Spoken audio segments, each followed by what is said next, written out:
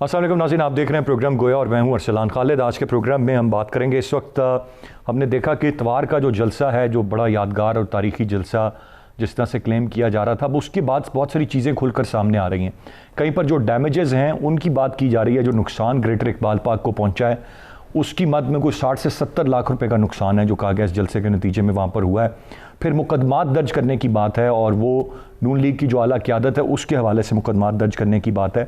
फिर एक बहस मुसलसल जो 2 दिन से चल रही है वो ये कि आया ये जलसा कामयाब था या नाकाम था। हुकूमती तर्जुमान इसे मुसलसल नाकाम करार दे रहे हैं और दूसरी जानिब अपोजिशन जो PDM है और PMLN है बिलखसूस वो इसे कामयाब करार दे रही है। लेकिन अब दिलचस्प बात यह कि PMLN के ख़ुद के अंदर से भी ऐसी आवाज़ें जहाँ पर तंजीम साजी की बात या जलसा बेहतर ना होना या उसको मज़ीद कैसे बेहतर किया जा सकता था, अब नून लीग के अंदर से भी इस तरह के बयानात सामने आ रहे हैं। एक इंटरव्यू का भी तज़किरा हो रहा है जो कि मियाँ जावेद लतीफ़ साहब का। इससे पहले अगर साद रफ़ीक साहब की हम गुफ्तगू सुन लें तो उन्होंने तंजीम साजी पर एक सवाल उठाया है।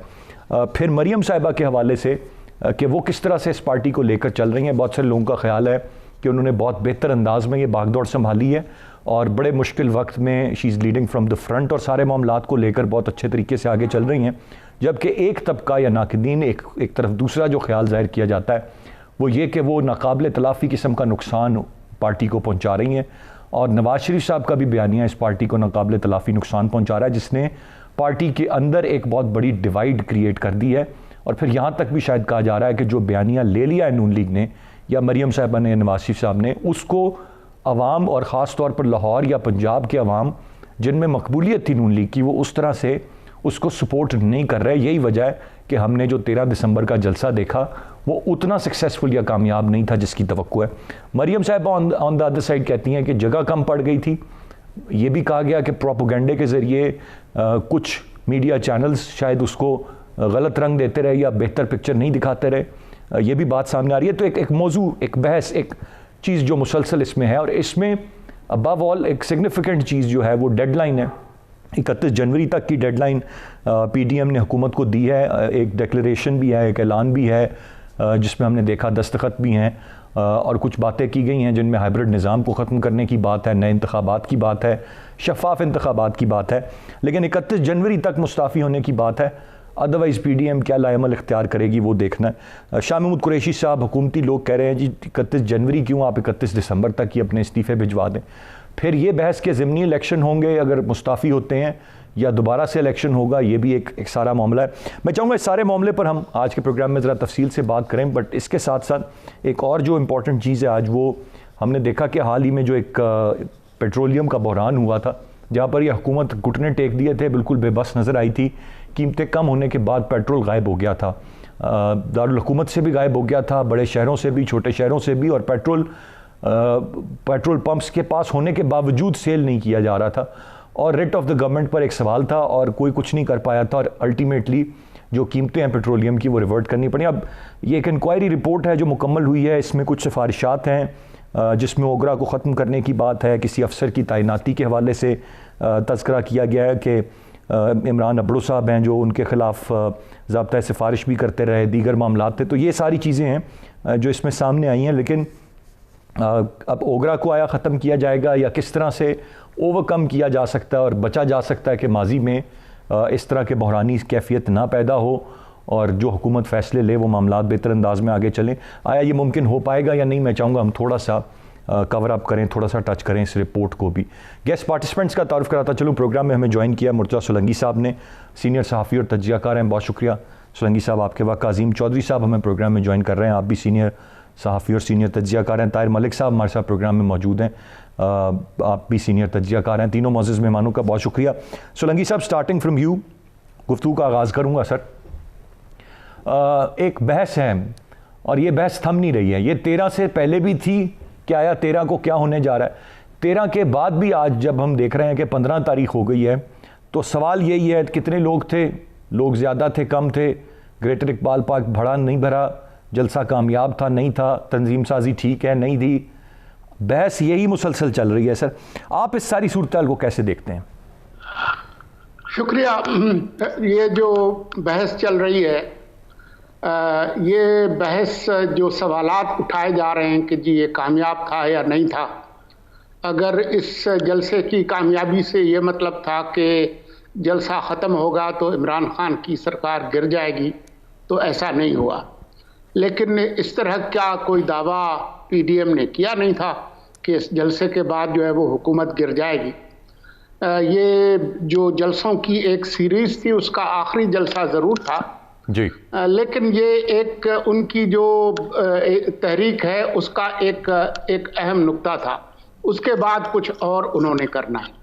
तो इस जलसे की नाकामी के हवाले से सबसे ज़्यादा परेशानी उनको है जो उसको नाकाम देखना चाहते थे, और इसी वजह से हमने देखा कि 13 तारीख को भी जलसा शुरू भी नहीं हुआ था, तो जो सरकारी तर्जुमान हैं उनकी पूरी फ़ौज तमाम टीवी चैनल्स पे, सोशल मीडिया पे मौजूद थी, और उनके इंटरव्यूज़ भी चल रहे थे, बीपर भी चल रहे थे जी। बल्कि यहाँ तक हुआ कि इस जमात, ये जो इत्तेहाद है, इसमें अब 10 जमातें हैं, छोटी बड़ी। इन 10 जमातों की जो जब तकरीरें जारी थी तो उस वक्त हमारे मीडिया ने ये तकरीरें नहीं दिखाई, मासिवाए मरियम नवाज़ के और बिलावल के।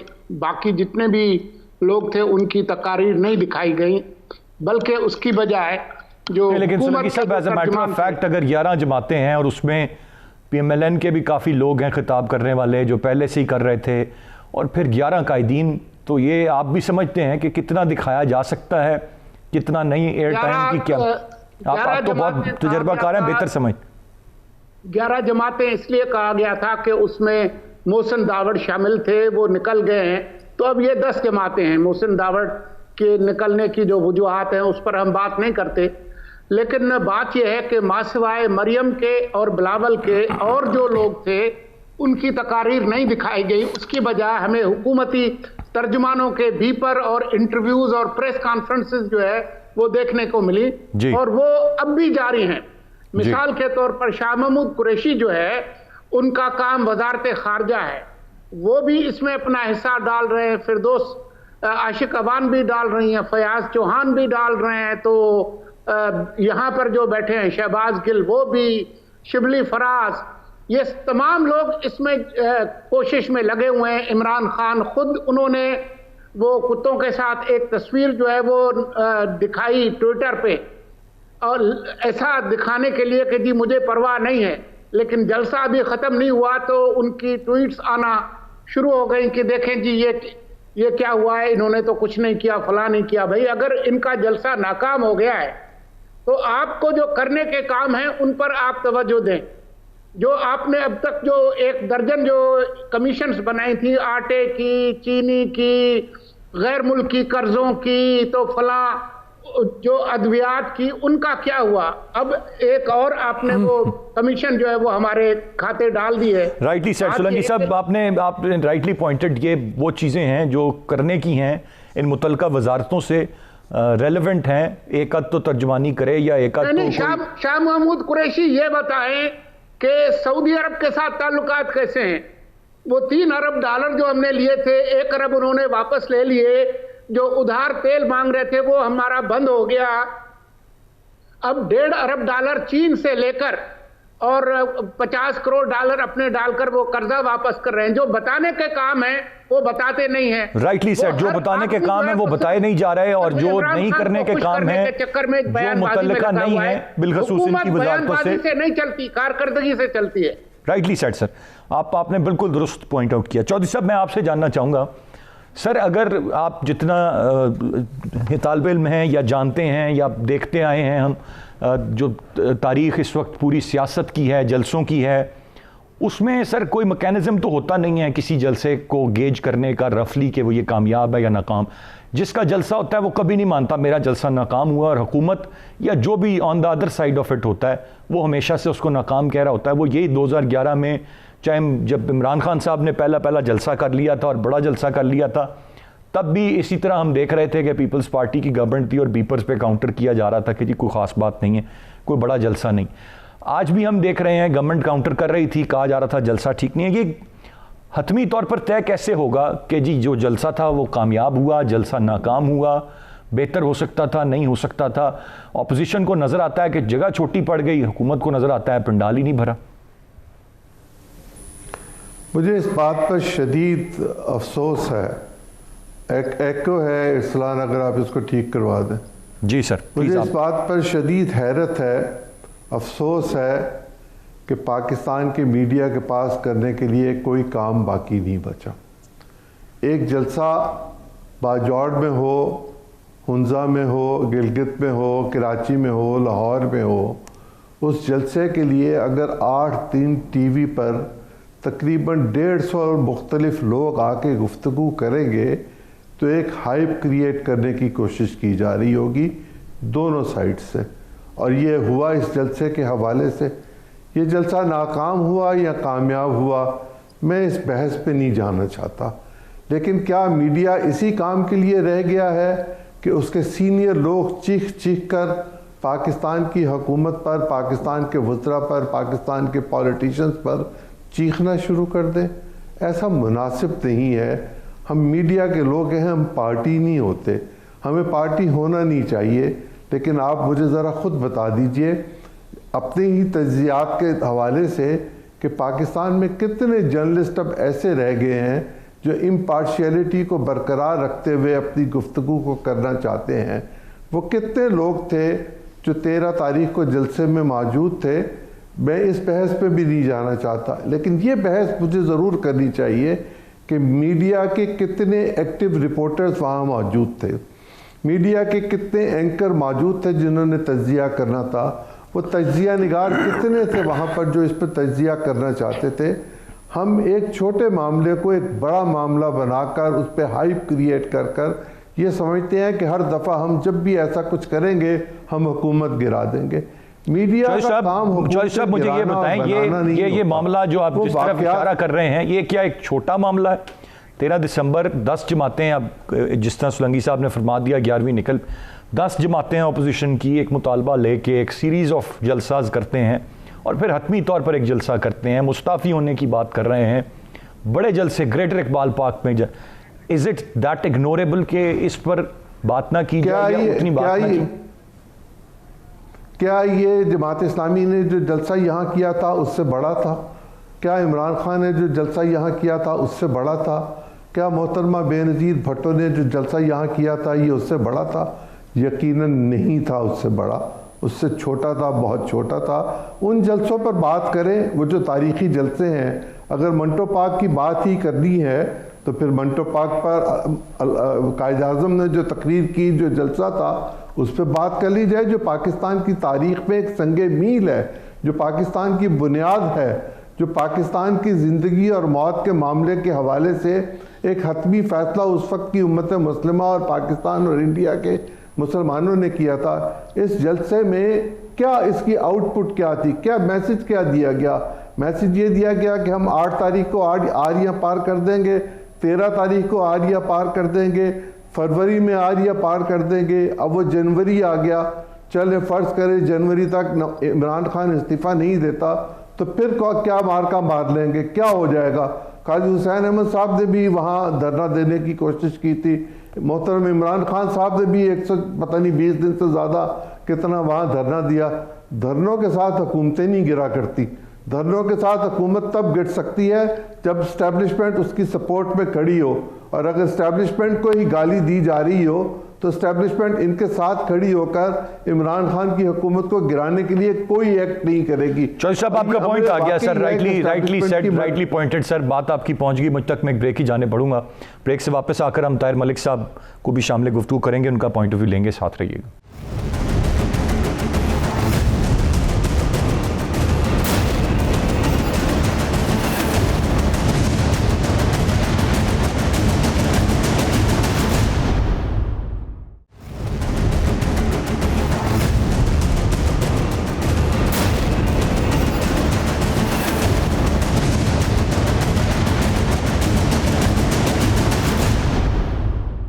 जी वेलकम बैक। ताहिर मलिक साहब, आपसे जानना चाहूँगा, सोलंकी साहब की भी बात आपने सुनी, चौधरी साहब की भी सुनी, दोनों डिफरेंट पॉइंट ऑफ व्यूज़ हैं। आपकी क्या राय होगी इस सारे मामले पर? आया क्या वाकई जितनी बात इस पर हो रही है नहीं होनी चाहिए? अच्छा, फिर इसमें हु टू बी ब्लेम्ड? हम अपनी मीडिया को ज़िम्मेदार ठहराएं कि हम क्यों इतनी बात इस पर कर रहे हैं, या अगर हुकूमती तर्जुमान एक के बाद दूसरे प्रेस कॉन्फ्रेंसेस कर रहे हैं, उसको काउंटर कर रहे हैं। दूसरी जानिब पीडीएम की जमातें तमाम तर बात उस पर कर रही हैं। तो फिर अल्टीमेटली यही एक डिबेट है जो इस वक्त जनरेट हुई है। ये क्या पाकिस्तान का मीडिया इसको इग्नोर कर दे जब हर आदमी भी बाहर यही बात कर रहा है कि जी पीडीएम का मौक़िफ़, कितने लोग उनके साथ हैं, कितने लोग इस मौजूदा हुकूमत के साथ हैं। एक बहस ही इस वक्त ये चली हुई है।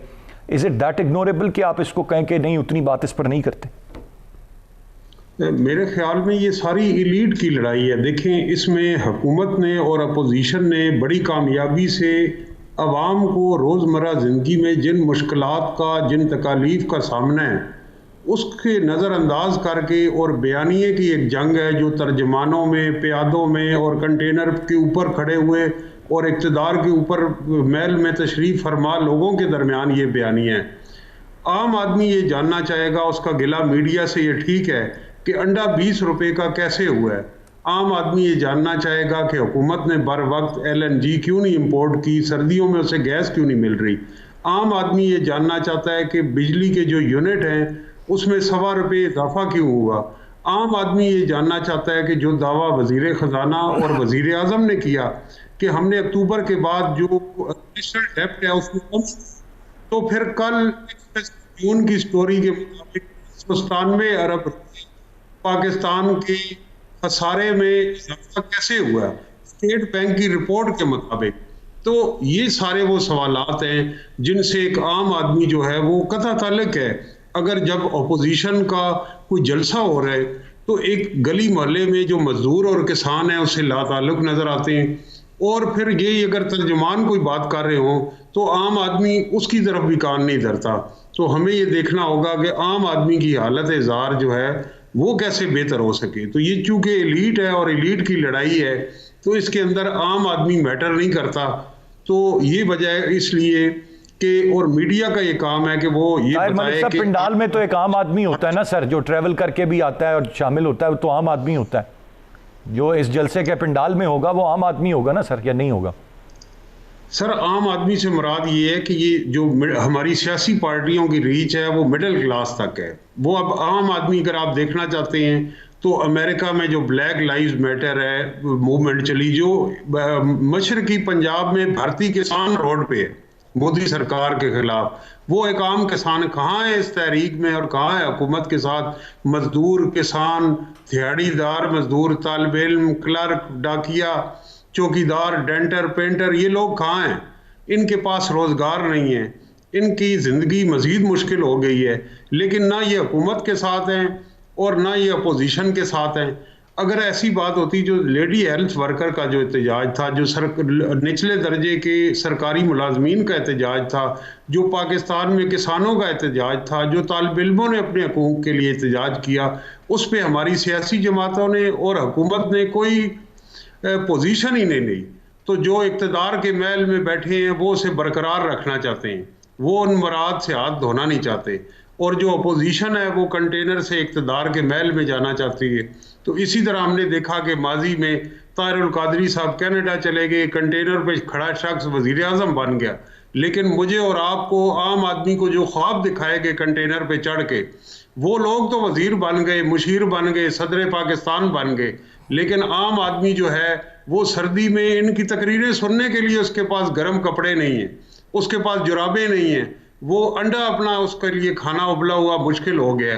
तो दिन फिरे हैं फ़कत अमीरों के, और जो गरीब आदमी है उसके हालात वही हैं। तो ये सारे जो हमारे पाकिस्तान की इशराफिया है, इनकी जो लड़ाई है ये एलीट की लड़ाई है, ये कोई निज़ाम की एलीट की लड़ाई है जी। ठीक है, मैं फिर अगर यही बात लेकर आगे ताहिर मलिक साहब बढ़ूंगा, मैं सोलंकी साहब से जरा जानना चाहूंगा सर, तासुर तो ये मिलता है जिस दिन वो सड़क पे आ गया तो ये सारे इकट्ठे हो जाएंगे, अपोजिशन भी और गवर्नमेंट भी और मुक्तदर हल्के भी। सही सर, जब वो सड़क पे आ गए, वो गरीब आदमी जिसके निज़ाम के खिलाफ नफरत है, तो फिर इनकलाब फ्रांस की तरह अमीर लोग भी फटे हुए कपड़े पहनेंगे और गरीब लोग उनको नरम हाथों से पहचानेंगे और पैरों के नीचे उनको कुचलेंगे। Rightly set, point taken. मैं सोलंकी साहब आपसे जानना चाहूँगा, क्या ये एक हकीकत है इस वक्त के जो गरीब आदमी है जिसकी तरफ मलिक साहब ने इशारा किया, उसकी कोई तर्जुमानी या कोई आवाज़ इस वक्त नहीं है किसी सतह पर भी? कोई पॉलिटिकल पार्टी उसको रिप्रेजेंट नहीं कर रही है। मैं अगर आप 10 जमातों का हवाला देते हैं, अब तक के जो जलसे हो रहे हैं, कहीं पर हर जगह पर हम देखते हैं मौलाना फजल रहमान साहब की अपनी स्ट्रेंथ मौजूद है, वो लाहौर में भी नज़र आ जाती है, वो कहीं और भी नज़र आ जाती है, वो बलूचिस्तान में भी अपना जलसा होस्ट करते हैं, पीपल्स पार्टी मुल्तान में करती है, या लाहौर में जलसा होता है, या कराची में जलसा होता है। ये 2-3 जमातें हैं जो पीपल्स पार्टी, PMLN और JUI-FA है। इसके अलावा बहुत सारी जमातें तो ऐसी हैं जिनका इन सारे इलाकों में एक वोट नहीं है। महमूद खान अचकज़ई साहब की आप बात ले लें, उनको कोई शायद वो जानता भी नहीं होगा लाहौर में पूरी तरह से, वोट तो उनका होना दूर की बात है। वो खड़े होकर जिस तरह के बयानात दे रहे हैं, वो एक उनको भी एक जवाज़ मिला हुआ है, एक प्लेटफॉर्म मिला हुआ है, पूरे पाकिस्तान में घूमते फिर रहे हैं, जलसे कर रहे हैं, तकरीर कर रहे हैं। फिर आप कहते हैं वो तकरीर दिखाई नहीं गई, तो क्या वो तकरीर महमूद खान अचकज़ई साहब की तकरीर दिखानी चाहिए या उस तरह की चीज़ें दिखानी चाहिए?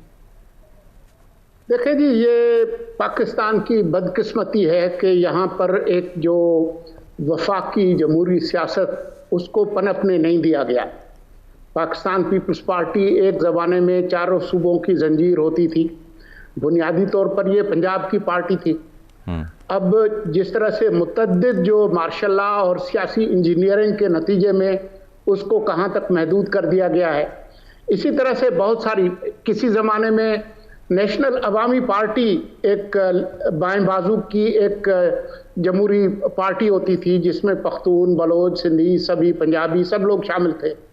फिर वो सुकड़ते सुकड़ते सिर्फ पश्तूनों की पार्टी जो है वो मौजूदा ANP में बन गई।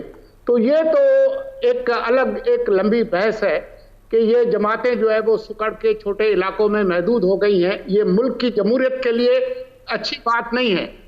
लेकिन जो अच्छी बात है वो ये है कि तमाम तर शिकायतों, शिकवों, सही गलत बयानिए के बावजूद ये महमूद अचकज़ई, अख्तर जान मेंगल या होती साहब या ये तमाम लोग या बिलावल, ये सब लोग लाहौर में मीनारे पाकिस्तान के नीचे आकर अपना दुखड़े सुनाते हैं, अपने सही गलत बातें करते हैं। तो इससे पाकिस्तान के अवाम के दरमियान इब्लाग बढ़ता है। उनकी बातें कुछ सही होंगी, कुछ गलत होंगी, लेकिन ये ज़रूरी है। अब ये बात कि जी पाकिस्तान के अवाम की सही नुमाइंदगी कौन करता है, जब आप मुल्क के अंदर सियासत को चलने ही नहीं देंगे, जमहूरियत को पनपने नहीं देंगे, तो फिर वो जो सियासी तंजीमकारी और अवाम की शमूलियत इन जमातों में वो कैसे होगी? फिर वो शख्सियत परस्ती से आप कैसे निकलेंगे?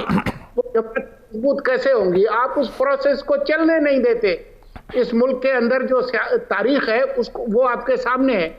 तो ये बात दुरुस्त है कि इस वक्त लोगों की हालत बहुत ख़राब है, लेकिन उसकी जिम्मेदारी आप अपोजिशन पे तो नहीं डाल सकते। वो तो जिम्मेदार नहीं है, उनकी तो हुकूमत नहीं है। हमें तो पूछना है मौजूदा हुकूमत से कि एक 6% GDP वाली मईशत को आप -0.4 में कैसे लाकर पहुंचाते हैं? आप तो 1 करोड़ नौकरियां देने वाले थे। अब जो इस पे आप फख्र करते हैं कि हर महीने जो हमारे गरीब जो मजदूर बाहर के पैसे भेजते हैं, उन्होंने आज इतने पैसे भेजे, इस पे आप फख्र करते हैं। आप जो है वो एक मुल्क से कर्जा मांग कर दूसरे मुल्क का कर्जा उतारते हैं। इसका जवाब दें। ये जो हर दूसरे दिन के साथ आप एक कमीशन बनाते हैं जिसके किसी नतीजे पे, आटा चीनी कमीशन का क्या हुआ, अद्वियात का क्या हुआ, कोई है जवाब देने वाला? पार्लियामान को ताला लगाया हुआ है। आज एक नया ऑर्डिनेंस साहब ने नाफिज किया है, तो कहाँ गई पार्लियामान, कहाँ गई जमहूरियत? कहाँ गया पार्लियामान, कहाँ गई जमहूरियत? ये पार्लियामान को तो तलाश हम भी 2.5 साल से कर रहे हैं और सारे ही कर रहे हैं, और उसकी जो बेतौकीरी हो रही है उस पर भी बड़े सवालात हैं। लेकिन एक चीज़ जो इस वक्त है और जो सारी की सारी कोशिश है, चौधरी साहब आपसे जानना चाहूँगा, ये 31 जनवरी की जो डेडलाइन है, ये जो PDM की मूवमेंट है, we all know as a matter of fact कि इसमें एक बड़ा सिग्निफिकेंट और इम्पॉर्टेंट फैक्टर सेनेट के इलेक्शंस हैं जो होने जा रहे हैं। एक तो फरवरी की तारीख आ गई कि फरवरी में ये इलेक्शंस कराने का इरादा हुकूमत रखती है, 31 जनवरी की उनकी डेडलाइन है। अब आज काबीना में कुछ सिफारिशात या ऐसी बातें भी हैं कि जो इस वक्त मामलात हैं, एक तो जो इलेक्शंस हैं वो शो ऑफ हैंड के ज़रिए सेनेट का इलेक्शन हो, ये किस हद तक डूएबल है? इसके लिए वो ये आज शाम की खबर है कि सुप्रीम कोर्ट से भी रब्ता करेंगे और इसको किस तरह से डूएबल बनाएंगे। ये मुमकिन है और आया हो जाना चाहिए ताकि क्लैरिटी आ जाए हमें कि सेनेट में किस तरह से जो इलेक्शंस हैं वो शफाफियत उनमें आ जाए और कोई सवाल और इबाम ना रहे कि इतने की सेनेट की सीट बिकती है और उतने की बिकती। अब कुछ भी कर ले, सेनेट के इंतखाबात में पैसों का मामला ख़त्म नहीं हो सकेगा।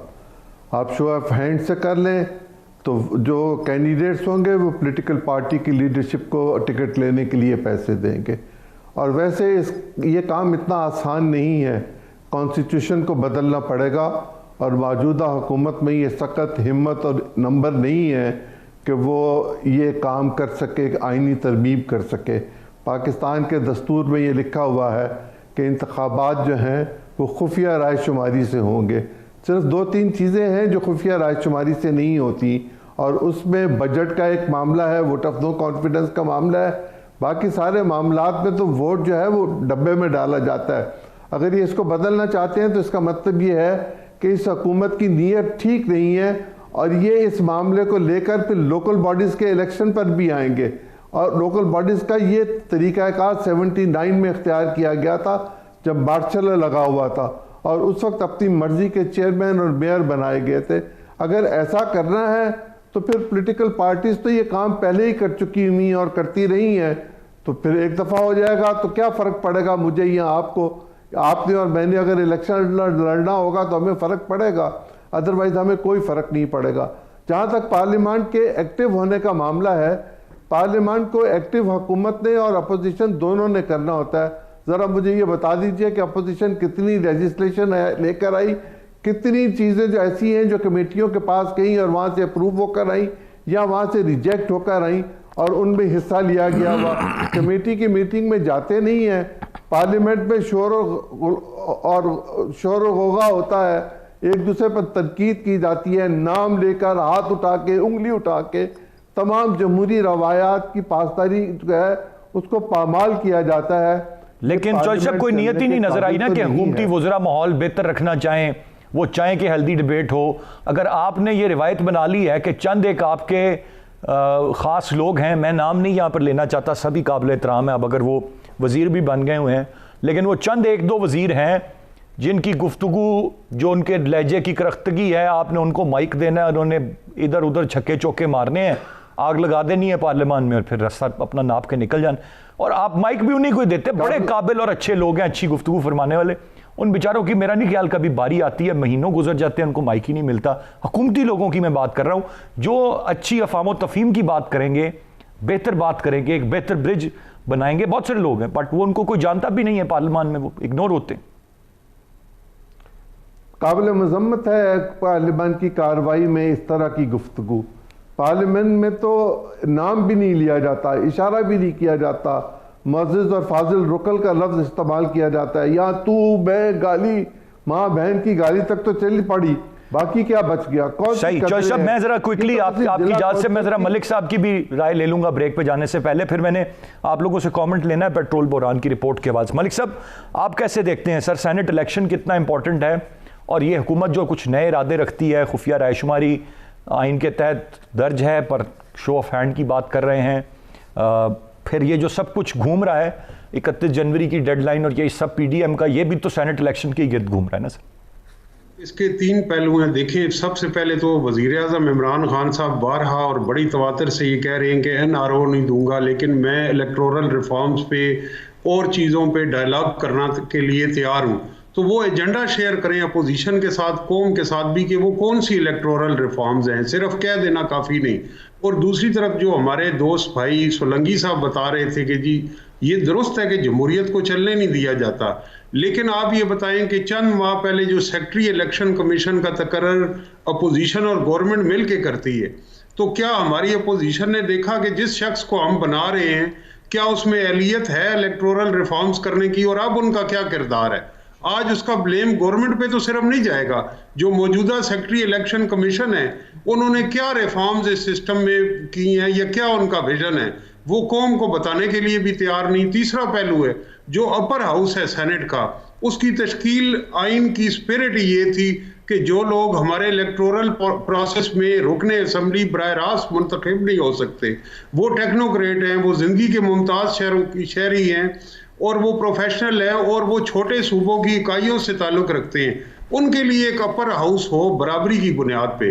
तो जब वहां करोड़ों और अरबों का खेल होगा तो फिर इस निज़ाम पे तो सवालात उठेंगे। तो इसके लिए वो अगर पिछला इलेक्शन देखें, चंद दिन पहले मोहतरमा मरियम नवाज साहिबा का बयान था कि आइंदा हम ओहदे और टिकट कारकर्दगी की बुनियाद पे देंगे, यानी वो तस्लीम कर रही हैं। और मेरे जहन में आ गया कि 2 साल कबल जो नून लीग ने टिकट दिए, किसी 2-2.5 मरले में रहने वाले कारकुन को नहीं दिए, किसी मोटरसाइकिल साइकिल पे सफर करने वाले को नहीं दिए, वो सरमायादारों को, नौसरबाजों को, लैंड माफिया को, गर्लफ्रेंड्स को, और वो टिकट उन लोगों को दिए गए जो बिजनेस पार्टनर है। पीटीआई ने भी ऐसे ही टिकट दिए, बल्कि राना मकबूल किस तरह के जो मुतनाज़ा शख्सियात हैं पुलिस की, कि जो अच्छी शोहरत भी नहीं रखते, उन लोगों को टिकट दिए गए। वो लोग आज किसी जलसे में नहीं हैं, वो किसी टॉक शो में जाने से कतराते हैं। तो उनको किस कारकर्दगी और अहलियत की बुनियाद पर आपने टिकटें दी, जो सिर्फ असम्बली में साइन करने आते हैं बिल करने के लिए? तो बात ये है कि सियासी जमातों पे भी है कि वो अपने दरवाजे बेहतर लोग चुने, और मिडिल क्लास के लिए उन्होंने बंद किए हुए हैं। उनको सिर्फ वो जियाले मतवाले जानिसार की हद तक रखना चाहते हैं। बिल्कुल सही मलिक साहब, पॉइंट आ गया। और ये एक रियलिटी भी है, which is a sad reality, कि ये बेहतर लोगों का इंतखाब होना चाहिए और बेहतर लोग सामने आने चाहिए। लेकिन कहीं ना कहीं हमने देखा कि कुछ मजबूरियाँ और फिर वो इलेक्टेबल्स का मामला, और फिर जो जमात इस वक्त बरसरे इक़्तिदार है, जो कि एक मुख्तलिफ जमात थी, जो कि इलेक्टेबल्स को तो बिल्कुल पसंद ही नहीं करती थी, इवेंचुअली जब देखा कि इक़्तिदार में आना है तो फिर वही सब लोग वही माजी के चेहरे कहीं तर्जुमानी कर रहे हैं तो कहीं हुकूमत बनाने में कामयाब हुए, काम आए। ये एक रियलिटी। एक ब्रेक के बाद मैं एक कमेंट पेट्रोल बहरान की रिपोर्ट पर लूँगा, साथ रहिएगा।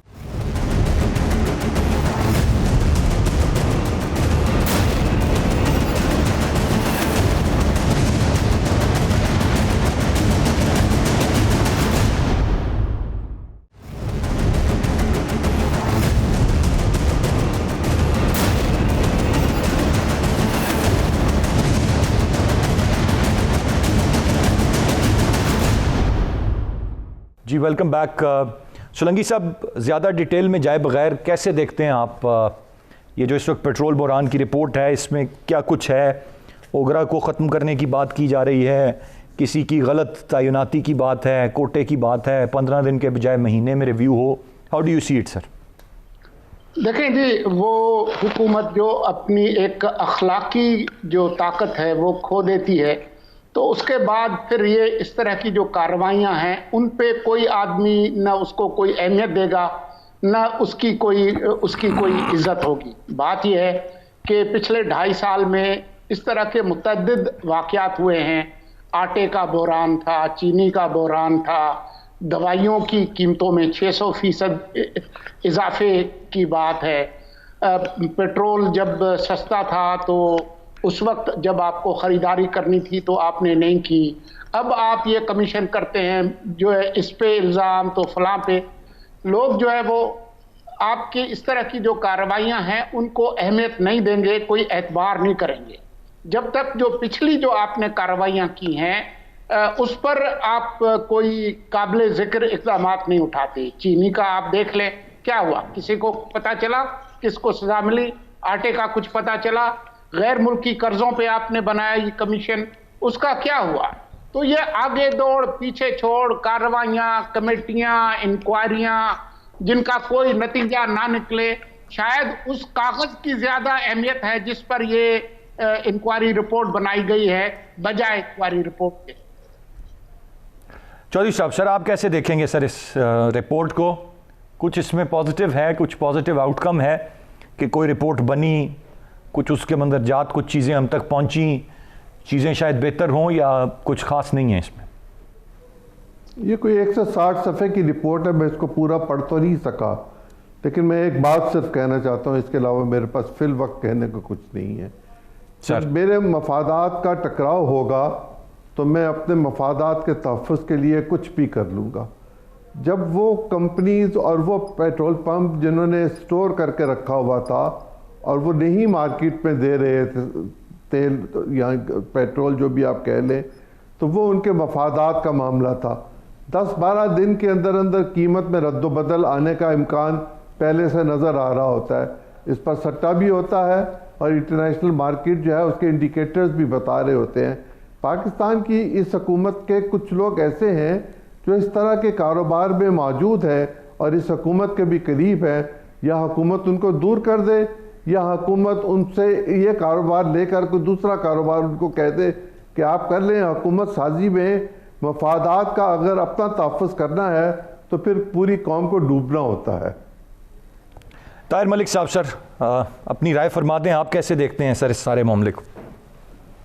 कर दूं कि सेक्रेटरी इलेक्शन कमिश्नर नहीं बल्कि चीफ इलेक्शन कमिश्नर की बात थी। जहां तक ये अजीम चौधरी साहब ने बड़ा अच्छा बात बताई है कॉन्फ्लिक्ट ऑफ इंटरेस्ट की, तो चीनी वाला, तेल वाला, आटे वाला और दवाइयों वाला जब काबीना में टेक्नोक्रेट की हैसियत से बैठा होगा, सवाल ये है कि आपने एक असेंबली के होते हुए, इलेक्टेड होते हुए, लोगों के होते हुए, जो इन लोगों को टेक्नोक्रेट बना के अमलन सदारती निज़ाम की आड़ में इनको आपने इख्तियारात दे दिए मिनिस्ट्रीज के, तो फिर ये मुफादात के टकराव पे तो बड़े सवालात उठते हैं। दूसरी बात मैं कहूँगा कि गवर्नमेंट का अच्छा इकदाम है।